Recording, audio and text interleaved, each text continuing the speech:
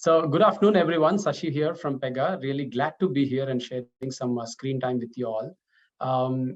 This session that we're about to do is in two different parts. Part number one is, since it's a masterclass, there is a bit of core concepts around ERGs and connectedness and the topic that is at play that I would like to really share. Very quickly followed by, we're going to have an industry leader here, Deepak Visweswaraiah, with more than 3 decades experience. I will have an elaborate conversation with him to really gain from his insights, truly global in nature. And I would like to introduce him at the point when we are really bringing him in, because there is a lot to share about his accolades as well. So without much ado, I'd like to jump right in and I'll start sharing my screen, everyone. Let me know if you're able to see this.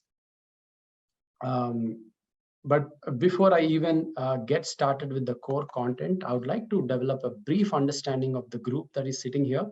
So do pull out your Slidos once again, what you have pretty much done in the first session. Would like to get some intel on what's the composition like so that the content can be structured accordingly, if that's okay with all of you. Very simple, pull out your mobile phone, scan the code, you get the question, punch in the answer.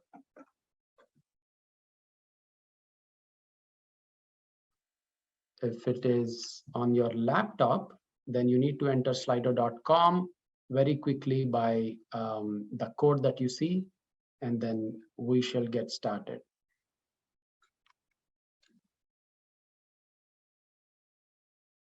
One response so far, more to follow. Come on, people.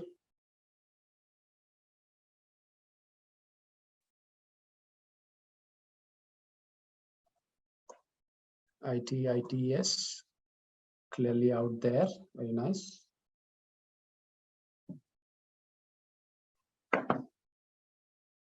Banking and financial systems, very nice, great. It's always good to have representation, because one of the things that I've been learning and experiencing is the priorities, the way you deliver, the feedback mechanisms, the support, the funding, things evolve between industries. Okay. Well, it remains. Last 5 seconds.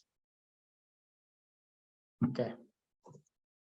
I'm going to note this down and really move on to the next question before we get started in 5, 2, 1. Great. Next, the overall headcount of the organization you support, less than 1,000 all the way till 10,000 plus, right? Please go ahead, answer this question as well.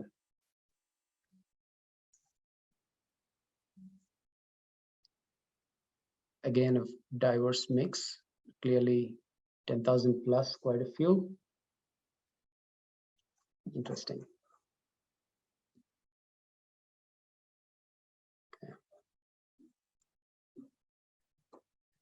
You know, I feel so empowered getting these insights from the audience. Otherwise, it'll appear like a monologue. Very great. Okay, last 5 seconds, and then we'll move on.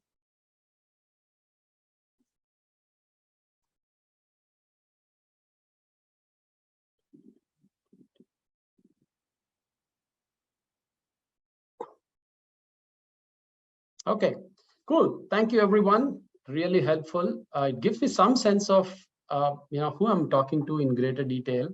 So let me get started. You've been hearing about several things in the last few sessions that we have had, whether it is connectedness, hybrid, the evolving workforce, many other things.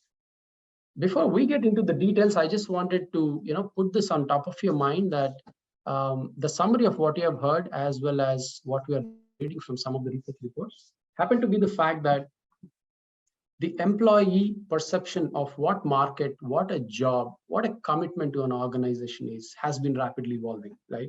The traditional offerings by organizations of you'll get compensated for the work you do, or the fact that you get growth opportunities, some learning courses, are no longer the only differentiators. Only is the key word. You have job plus plus that people are looking for. If you look at this, people stay back in organizations because they feel a sense of alignment to the values. They look at company culture when they're jumping ship. They look at their colleagues. They look at the potential to build relations. Right? These are important ones to note. Summarily, it is the purpose, the type of work, whether it is aligned to my values and if I know I'm making a difference, and of course, the kind of colleagues I work. Colleagues is an important thing because many people say that the great resignation, the way it started, did not stay as it is. It actually evolved into the great hiring, great shuffle, reshuffle, return. There is also now the great disconnect. And that's the topic for today. Connectedness. How can ERGs really support, right? Now, if you take the topic of connectedness and taking a bit from a psychology, I'm showing you the Maslow's hierarchy of needs. I can't think of people who may not have come across this somewhere or the other, right? This is very widely used.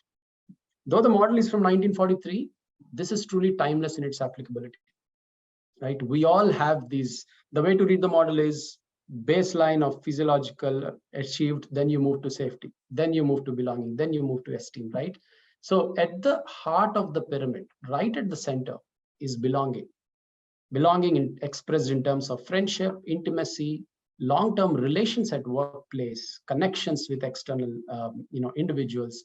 Many of these are actually at the heart of the old Maslow's theory, which means human psychology is fundamentally built to look for, seek relationships and validation socially. Now, ERGs, if I have to talk about it, actually precisely attack this. They cater to the fact that belonging is at the heart of it, because by design, employee resource groups are ground up and they're purely driven by purpose, right? You have voluntarily people coming in because there is an alignment to the vision or the cause. And then since it is a cause that is determining then really forceful volunteering, people may come from any part of the organization, truly making it a diverse representation. It's up to the organizations to actually unleash this energy of. So Harini spoke about learning in the beginning when she was introducing the topic, right? One of the things that I'm reading increasingly when I look at successful cases of ERGs running globally is the fact that leadership pipeline, succession planning, deeper interpersonal skills, apparently ERGs have a direct line of support to them. People who have been in ERGs in leadership position, driving organizational strategies, actually are showing those the highlights of being the excellent leaders, right? So that's what it is. So employee resource groups, I mean, I need not even itemize the list of benefits individuals get through this, but I want to understand one thing. It's a quiz question for you all. Slido once again, before we get to the two core concepts I have devised for the day today. Would you know what percentage of Fortune 500 companies leverage the ERG model as the primary vehicle of delivering their DEI strategy? Okay, it's a question. Pull up your Slido, answer the question to this one. What percentage of companies leverage? Same thing again, go to Slido, scan the URL, and you get to punch in the response. Okay, response started coming in, but I'm not yet releasing the answer out. Let it reach a critical mass.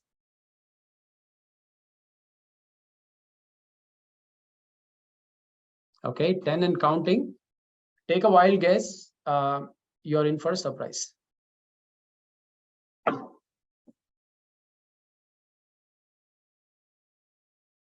All right, 23 and counting.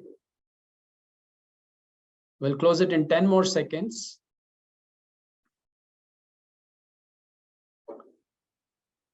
So traditionally, you have had the top-down approach, you have the bottom-up approach, and several others, but ERG kind of sustained in its approach in delivering results and having it mapped to the business goals. Hence, it's important to get a level set on how do Fortune 500 companies that have been successfully operating in the world really looking at it. All right, 29, 30, and still counting. Okay, 60% say 60%. Interesting. Okay, 5, 4,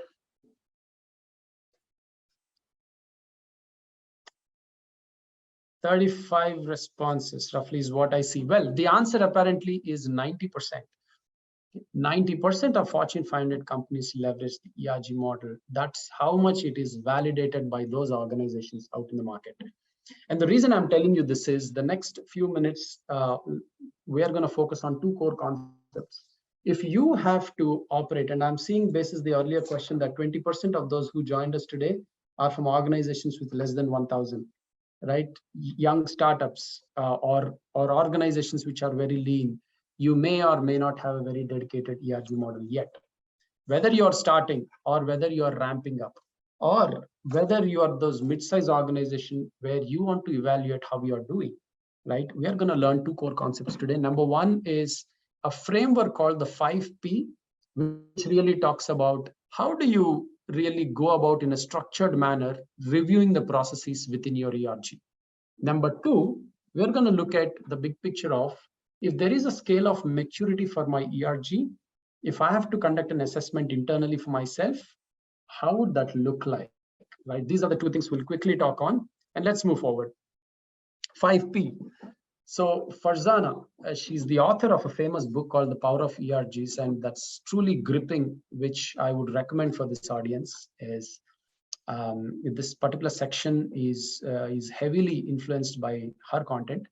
The 5Ps, apparently starting with purpose on the left top, and then going through the people, process, planning, priorities, is actually a very beautiful framework which gives you the details around the 5 pillars which constitute the right action for your ERG.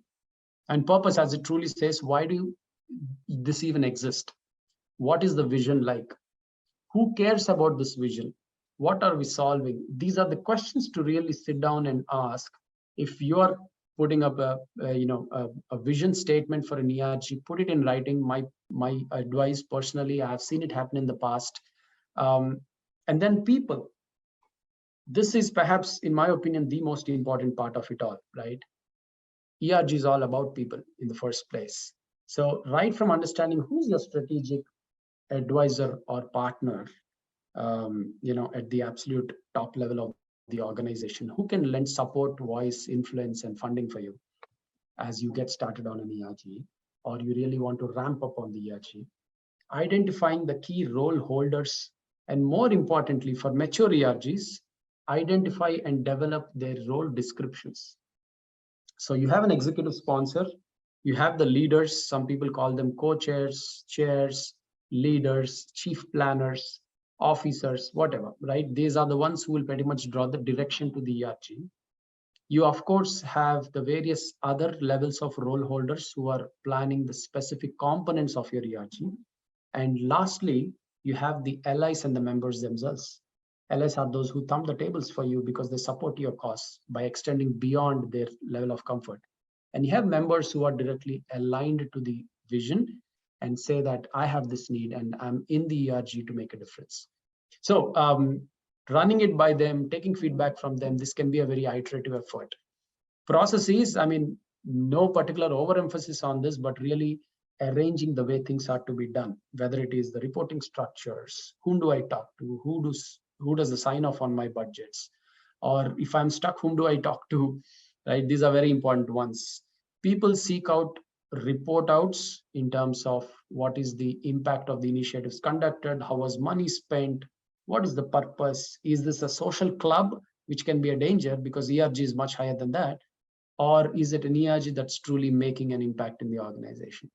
The processes are important because as ERGs mature, and there is a beautiful white paper on this, there is a speed at which the firm goes, there is a speed at which your D&I strategy goes, but maybe one of the ERGs goes faster. You may need to redefine the processes to accommodate while aligning to the larger business goals. Clearly, planning, of course, is you get down to the level of tactics from here onwards, where you start calendarizing actions, goals, you take feedback into picture. There'll be mechanisms to hear and say, and also not to mention the whole opportunities to collaborate between ERGs. So at Pegasystems, where I work, we have 7 ERGs globally, and we are in more than 40 countries. I have seen several instances where an Asian at Pega, one of the ERGs, collaborates with either women at Pega or persons with disability Pega or ERG, and conducts a session together, whereby laying out the wider net, having impact at a wider level, and also optimizing on the cost as well as the strategy itself. So something to think of. Priorities. This is perhaps the most important part, because when people of same mindset come together, ideas overflow, right? Literally, how do you prioritize and really bake it in to gain momentum throughout the year and beyond, right? That's the sustainability part there. Synergy, because there will be external contacts, internal contacts invested in the company's movement. So, and also other ERGPs that I spoke about. There is an option for synergizing across. Say, for example, one of the examples I've seen is the learning and development team and the DEIB team here at Pega. They actually work hand in glove. In fact, we have one leader rolling it up, who clearly we see the advantages of doing. How can we import learning components into this? Because one of the fundamental ERG actions is to build awareness, and vice versa. So those opportunities for synergy may perhaps come from ERGs as a suggestion to the leadership team. So it becomes very incumbent on that. So on this screen, let me stop here, but given the time we have, that's as much I'll get deeper here. But the 5 Ps is very important as a framework to evaluate whether you're at entry level, mid level, or a very mature stage of operations for your respective ERGs. For more details, I would ideally suggest that you look at the bottom right of my screen for all the coming slides. You will see certain reports, books, authors, and white papers mentioned. Reading that would be a great takeaway for you all. Now, this is all the how piece. How do I really enhance the maturity of my ERGs, right? With the purpose of ERGs being larger scale connectedness, impact, and several other positives that the firm looks for. But the what part of it, right? How do I know if I have to assess the stage of maturity for my organization today, right? Our D&I strategy, coming down to a respective ERGs, if I have to say on a scale of 1 to 5, how mature are my ERGs, right? This is a very beautiful maturity model. I have seen Korn Ferry, Disability, and there are many others. Let me tell you this, but taking some lessons from all of these, put this together for this group today. Clearly, it's actually a 5 by 5, right? You have the maturity curve ranging from foundational, formalized, all the way to dynamic, and you have the assessment categories of what is your approach, how do you cater to the workforce, what is your giving to the workplace, of course, the business impact, which is the proof of the pudding, as well as how much beyond the organization do you go for the wider community outreach. Something I would strongly suggest, and in fact, this has given me a lot of ideas when I've been putting together thoughts for this discussion. Well, that said, very quickly, foundational, you're at an entry stage, mandate is not clear, funding is not clear, people have come in, you are still at a level where you're thinking, is this an informal setup or is it formalized, announced ERG? Should we build up base for it? That kind of approach, right? Your activities may be ad hoc, need-based, with no research-based or data-driven decisions yet taken. But by doing so continuously, you actually get to a formalized state where your hiring practices are more intentional. Your ability to define your vision or your mandate or where you would like to really create an impact becomes more and more fundamental, and you start engaging with leadership to really validate your hypothesis, refine it to a point that we are more formalized in the way the ERG is set up. But the proof of the pudding is when people start seeing the waves and some impact, that's when operational stage kicks in, because there should be certain level of commitment beyond the ERG for what the ERG holds for, right? Your ability to engage in a very clear, sustainable practices and not just a one-off, once a year kind of activities, but something that is carved out and more rolling throughout the year, so that your impact is more sustainable, it is measurable, as well as you now have enough mind share in the senior leadership to actually carve out separate roles, separate budget to achieve these goals. But that's not all. We are at the midpoint. You scale up to become more integrated, and this is a stage that's really interesting because there is a quantum leap, in my opinion, between the operational to integrated, because you're no longer talking about the processes. You're not talking about initiatives, one-off, delivery. You are actually talking about aligning your vision to the business initiatives, right? Let me give an example. If business says reskilling is a priority for us, we need to make innovation our DNA, then ERGs that focus on, say, a skill development, they have these reskilling efforts. They have those external alliances with organizations. They actually have skin in the game with learning teams. They have those sessions around topics of relevance such as growth mindset, innovation, having a rewards and recognitions program to cater to innovative practices, etc. That's how you start integrating as to where is the larger business vision, how does that break down into components of action, where is the ERG or the asks from this particular community, and where is the overlap, right? That ability to carve through the help of your executive sponsor and mature practices is really at an integrated stage. Well, I need to talk about dynamic. It's already there, and I'm sure you guys read faster than I'm speaking. But clearly, your influence is so strong in dynamic. And trust me when I say this, I've seen few ERGs operate like that. They actually are the sounding boards to the organizational leadership.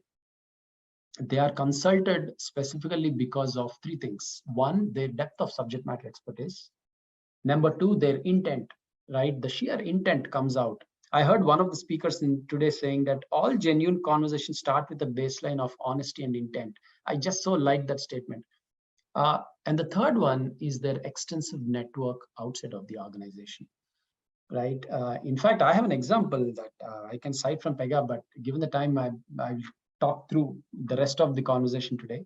But fundamentally, you evolve and get technology into the game. You start defining metrics. You report out metrics, not internally, but also externally. You publish your DI reports. You are inviting opinions. You bring in consultants, etc., from outside to evaluate, audit your processes. You are at a dynamic stage, right? Well, let me take a pause, but clearly between the model of maturity for ERGs along with the 5P formula on how you can enhance the maturity together is a very power-packed content if you are on a journey of DNI and really augmenting your organizational DEI footprint externally. So let me take a pause. I have a question for you before we jump to the next section within the larger masterclass. And the question is, how would you rate the ERGs of your organization on the maturity model that you've just seen, right? I'm a little curious because I know we have here presence of several DNI leaders, organizational leaders, business leaders who are very invested in it. So Slido question again, please pull this out, scan the QR code, and then give me your response. The scale is from foundational all the way to dynamic. Would like to hear your responses to this. Okay, I'm seeing 1, 2, 3, 4. Yes, please move forward. Once it reaches 10, I'm going to start showing the responses, people. 7, 8, 10. Okay, cool. Foundational, formalized, operational. We even have dynamic, integrated. Oh, this is just brilliant. Well, at the outset, it tells me two things. One, we have a mix, clearly. We have a lot of candid people in the room too. I'm really glad to see this. It all starts with the absolute fact that you diagnose where you are in all honesty and then really make up for it, right? 60% is operational and foundation, sure. But I hope this was helpful for you to really reflect further. So I'll give last 5 seconds and then let's move on. This is good information, right? Operational, integrated and dynamic, close to 15% is no less of a feat, by the way. This is good, close to 20 now. Cool. Okay, great. I'm going to stop the screen share now and really want to thank you all. This has been a wonderful first section, but not all is done. We have a very, very interesting thing coming up. I'm really glad to share that we now have with us, an industry leader with more than 3 decades of experience. Deepak, thanks for joining in. Would really like to have your time on some set of questions that I have today to really take your inputs on. But a little bit about Deepak before I start off is his experience in the software development industry is just massive, not just India, but truly global in nature. He's been recognized as the top 50 business growth leaders 2022 by Business Talk World Conference.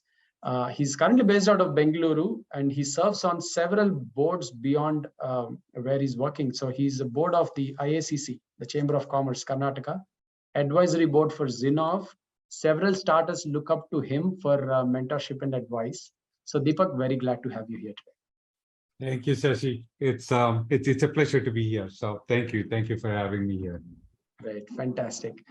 You know, the first question may be an obvious one because the theme is on that, and we have heard several speakers talk about it, is the great resignation leading to the great hiring, hybrid, people coming in, 1 out of 3 is a new hire. I mean, it's all out there. But the question really is, the focus now is on assimilating employees and building a hybrid culture in them, their stickiness to the organization, right? So in this age, how do you drive building relationships with workers and workplace more? Yeah, I mean, things have changed, haven't they? The last couple of years, I think, have taught us a lot of things. Like you said, when you say 1 out of 3 employees in your organizations are essentially new in the sense that they're within the last couple of years, that you've hired them within the last couple of years, right? If you think about it, step back, I mean, it may not be too surprising in terms of about 33% of your workforce, that would be, reasonably new, right? Well, to give you an example, I mean, I joined Pega in the midst of the pandemic. I joined in 2020, right after the pandemic hit, and then, I hadn't seen a person physically or met a person physically or seen a building or what have you in 18 months, for that matter. So one of the things that we've all learned and realized is that you can't expect things to just happen as they used to, right? And the new employees that who have joined in the pandemic just don't necessarily feel like they belong to the company because they haven't even experienced what your company is all about, right? They haven't really had an opportunity to even feel what it is all about. What they've done is probably just change their laptop from their previous company to this company, and they're sitting in the same place. They're, using the, same desk. Yes, absolutely. Right. So it's just about changing the, laptop. So, but the point is that you have to do things intentionally. I think you also talked about this earlier, doing things with intent. The intent has to be there in order to ensure that people who are coming in and joining your organization are actually experiencing something where they can feel like they belong to the company, where they understand the culture. What have we done? A few things that have worked for us. One key thing is really about training managers. The managers, the first and second level managers are very key in this aspect, right? They play a pivotal role because they are the ones who are talking to their groups day in and day out and engaging with them, right? So how do you really get them and train them to be able to help people on board and provide that organization navigation, an easy way to be able to navigate through the organization. We strengthened our buddy program. We had a great buddy program. We strengthened it for better assimilation and support. That is worked wonders for us, right? And then we created several forums, in terms of for people to be able to have the ability to share and care, whether it is social clubs in sense of community, it could be cricket, it could be yoga, it could be different forms of interest for like-minded people, to get together. And then lastly, think about in terms of reimagining your entire digital enablement program. You can't really think about what we used to do 2-3 years ago, where we would put everyone through an enablement program, sitting in the office, working with their teams and what have you. they just don't have that same opportunity, but yet you want to get them as much as possible. So really creating that digital platform to enable people is actually very, has been very helpful. And then that, I would say, has helped us improve our ability to be able to absorb and enable people to really start feeling like they do belong to a company that they work for. Got it. Wonderful. Wonderful. Sure. I mean, you can think of anything without tech nowadays. So I'm totally with you on that. I want to peel away a layer and get deeper now, Deepak. This is on the whole diversity, equity, and inclusion, and spanning your long career with several organizations. I wanted to understand, how have you seen the discourse really evolve on this to where we are today? Yeah. That, interesting in terms of, especially from a DEI perspective, right? I think you put up a couple of slides earlier when you were sharing some of the thoughts in terms of how to go about building one and operating one and what have you. I think, if I remember correctly, 35% of the people attending who are participants here said they're from organizations that have 10,000 plus people. Right? Amazing, isn't it, in terms of that it is top of mind as a topic for the biggest organizations in the country. And that actually says something, that it is actually a topic of interest. I also saw on another slide that 90% of the Fortune 500 orgs actually use the ERG model, which is also a good thing in terms of the fact that larger companies are thinking about this regularly. To your point, right, in terms of diversity, equity, and inclusion, in my view, as I think about it, they are actually mutually reinforcing principles within any given organization, right? A focus on diversity alone is, in my view, insufficient, because you would actually be ignoring employees' sense of belonging if that was the case. You would be ignoring the experience of fairness, for example, in terms of equity, in that sense. So it's critically important, when we look at this whole thing, look at it as, as something that is mutually reinforcing set of principles. Right? The biggest change I feel that, in the space of DEI, most usually I would have heard, a few years ago, I would have heard this discussion around a set of HR people, a set of people who are responsible for that function, who are talking about, how do we do this and why is this important? But I think what I've seen now is that that conversation has changed. And that, a person like me who is mostly worried about the business, who is worried about the function of the company and what have you, now I'm worried about.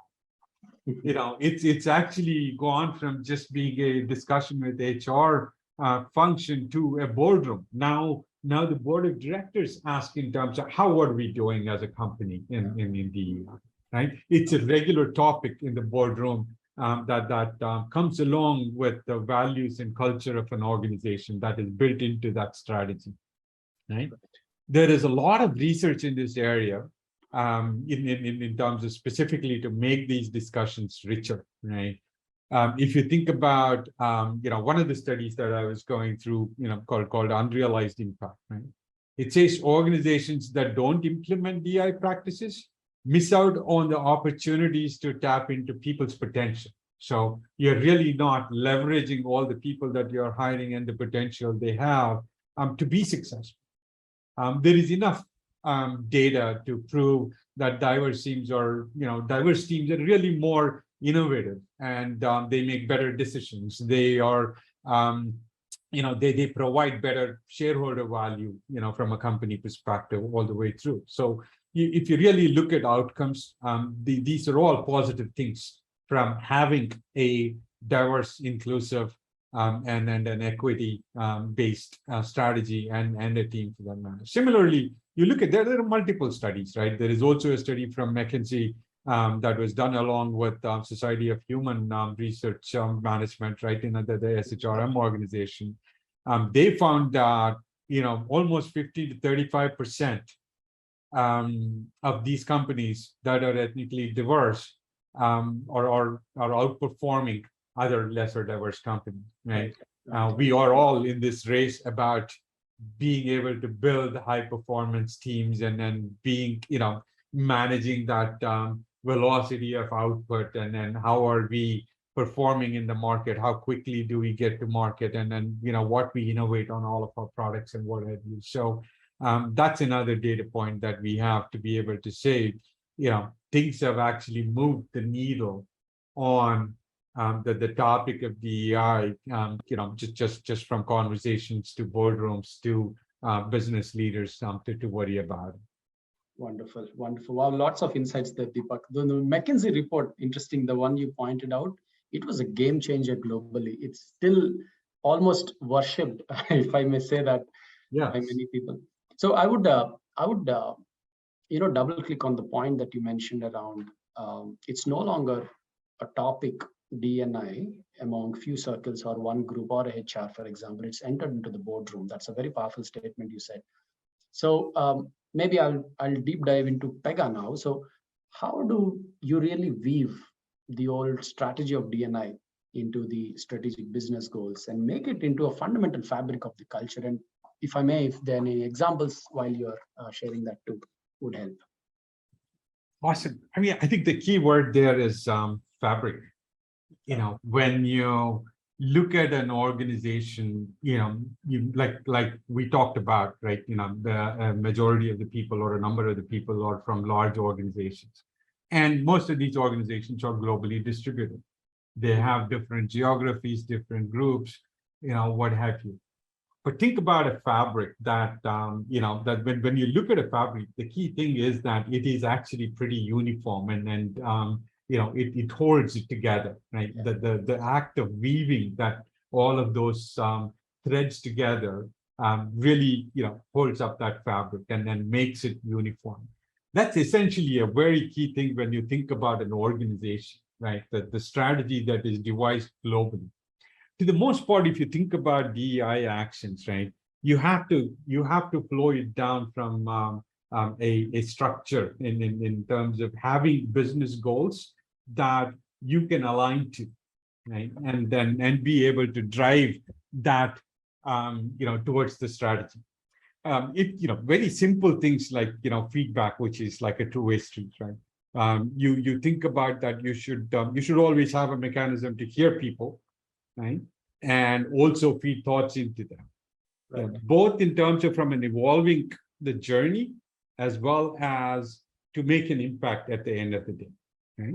And then that is something that can help. A couple of things in terms of examples as far as how do you go about putting the fabric together.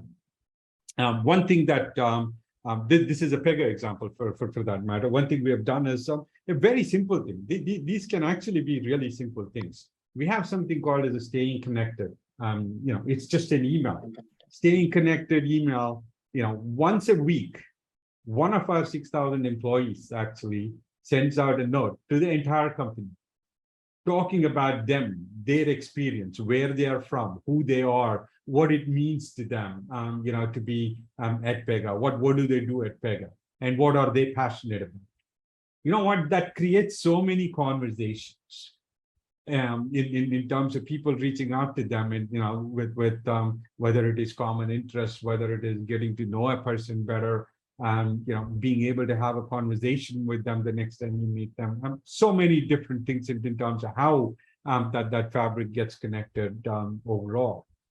Our Women at Pega ERG has a significant number of members across multiple countries, for that matter, right? It is spread across the globe. So it was also a time that we set up a chapter here locally as well in our India offices.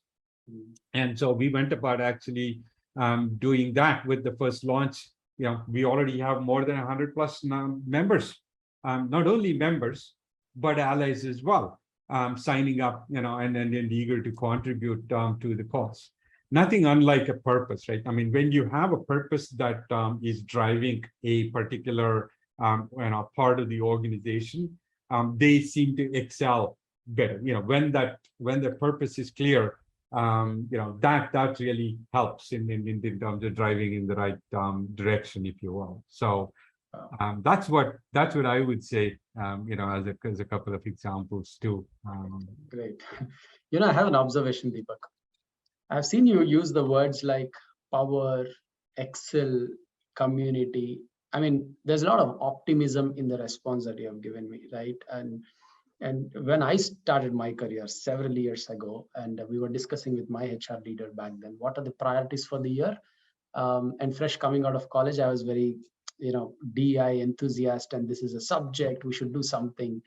And then when the priorities were listed, without much of an industry experience, I made a comment saying that 6 to 7 words, but I don't see it. I think we should add one more priority. They asked, what is it? I said, diversity and inclusion. They said, it's not a priority to write on the board. That is embedded into every aspect. Pretty much what you said, right? It's Right. a lens to look at everything so that the fabric, the way you mentioned it, holds tight. And this is fundamentally the grip. Absolutely. What we mean by when it is part of your culture, right? It goes from values. Once you start looking at a certain value and start acting on that value and start practicing that value, it becomes behavior, right? And then behavior, when you have a set of people within an organization behaving the same way, showing the same values, it becomes your culture. When it becomes culture, you will automatically see everybody doing the same thing. You don't have to think. Right. Then you don't have to think at all. It just happens automatically. The way of being, right? It becomes that. Yeah. Exactly. I have a reflective question for you now that you touched that. So, given your long experience of seeing that, and you have very clearly articulated how the dialogue shifted and evolved over the years, right? Clearly, as it evolves, we know more. Yeah. Now, what is it that you know today that you wish you knew it several years ago on the whole topic of D&I? Oh, man, that's I wish I had a crystal ball a long time ago. That's for sure, right? But that I probably couldn't have had. So, right, what would I have loved to have a few years ago? I would say probably, one thing I would have loved to have known is at that time is the role of empathy, right? The role of empathy in developing a mindset around this entire cause of D&I, for that matter, right? I think that is, if I were to think back, right, that is one single thing that has changed the perception of D&I over the last few years, purely because we've experienced so much over the last few years. There's so much more awareness. Had we known that, if we were to put ourselves in somebody's shoes and then really think about it, perhaps we could have accelerated this whole cause, much, in multi-fold, for example, right? I'll give you an example. We hired an engineer, a great engineer, who is a differently able person, right? We hired an engineer, and then she's visually impaired. At the time we hired her, we thought as an organization we had everything all set. We were great, we thought we had everything organized, and the person would really be having a fantastic time coming and joining us, and then everything will be set, right? I mean, guess what?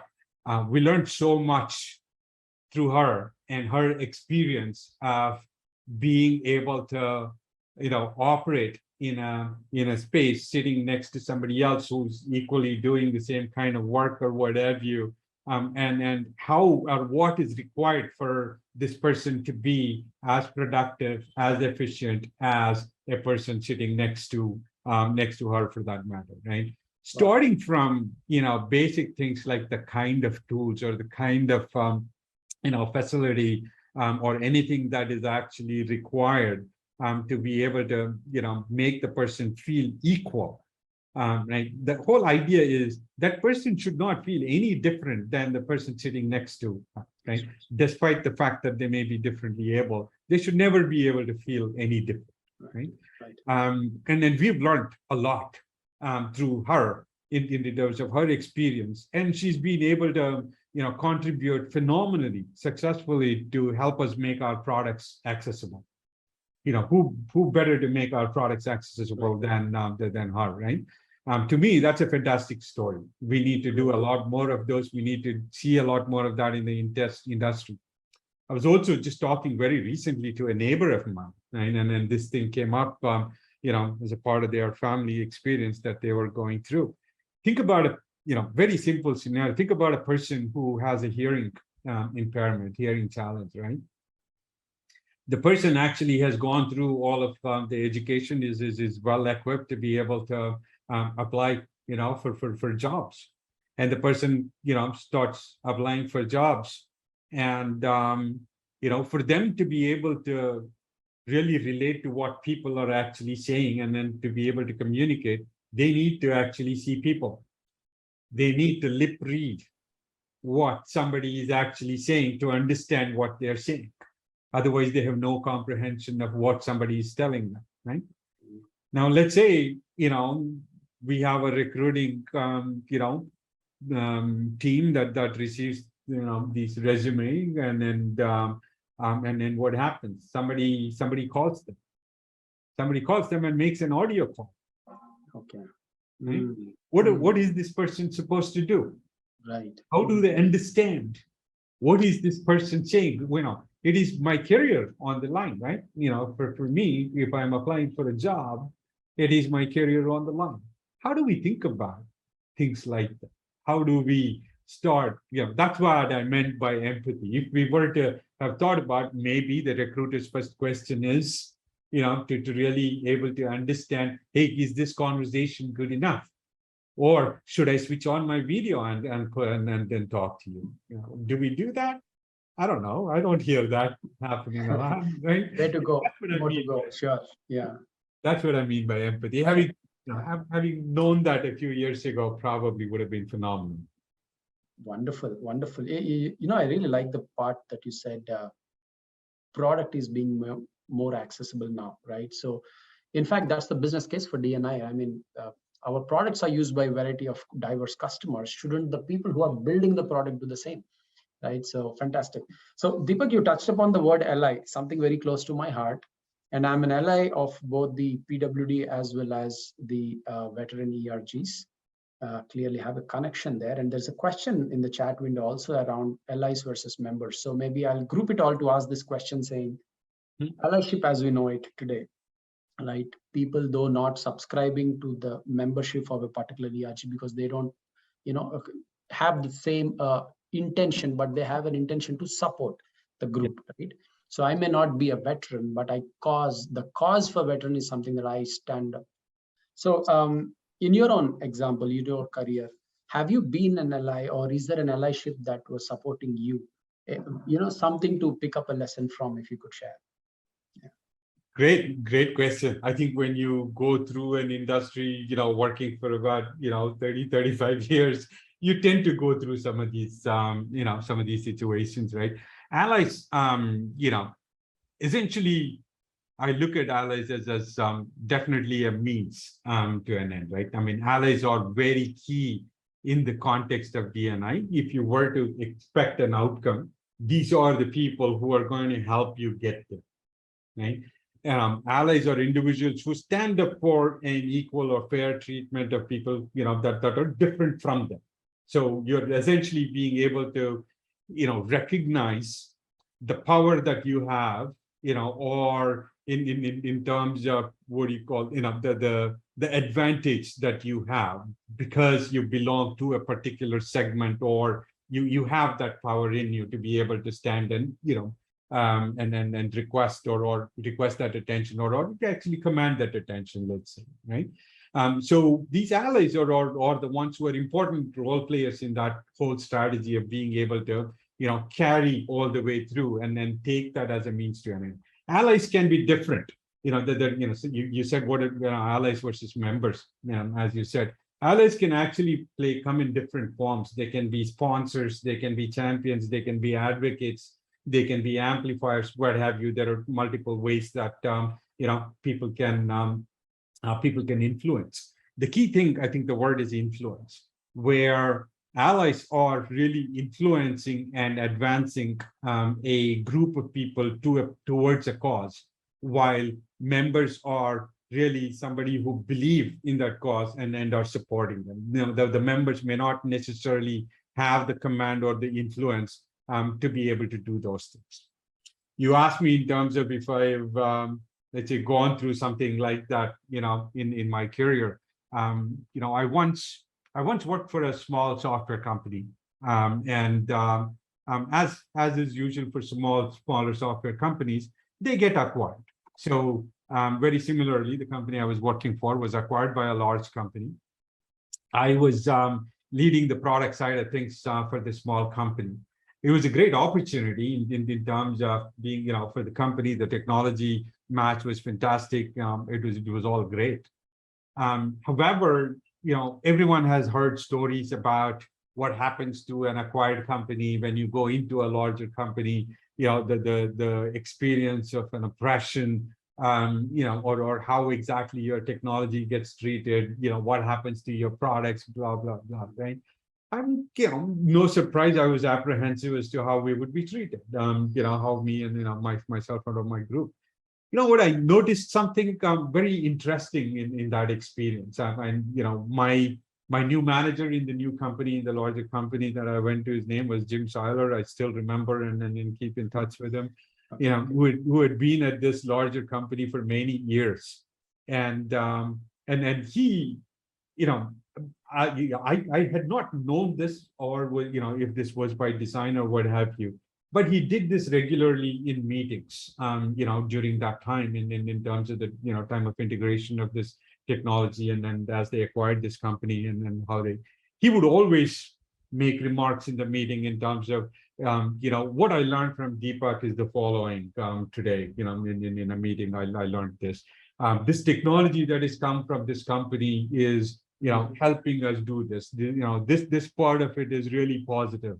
We can learn something from this technology that we just acquired, from this company that is acquired. So he always, almost every meeting, he was emphasizing some of those aspects and the positive reinforcements, right? By doing this, Jim helped me build credibility with my new colleagues in the new company. And he took an action as an ally. He acted as an ally, really as a, using his position and privilege, if you will, as a sponsor. So he was essentially my sponsor in that company. That's how I look at it looking back, right? His shout outs made a huge difference, made me feel so much comfortable that I was very confident and be able to make myself, be part of that team and lead, in fact, to be able to integrate those products and technologies. So when an ally takes on the role of a sponsor, they vocally support the work of the colleagues or underrepresented groups in whatever context it may be, right? But specifically in situations where it will boost somebody's confidence or their standing or reputation or what have you. That's a great example. Another example I went through reasonably recently, right, is being an ally for product companies in the B2B segment in India. 6 years ago, the product companies, you have to look at this, product companies in the B2B segments, building global, products for global consumption in that segment. So pretty much narrowed down segment of, companies. There weren't a lot, 6 years ago in the B2B segment, right? So one of my visions was to help that ecosystem. So I took out as a sponsor in terms of to be able to do something about it.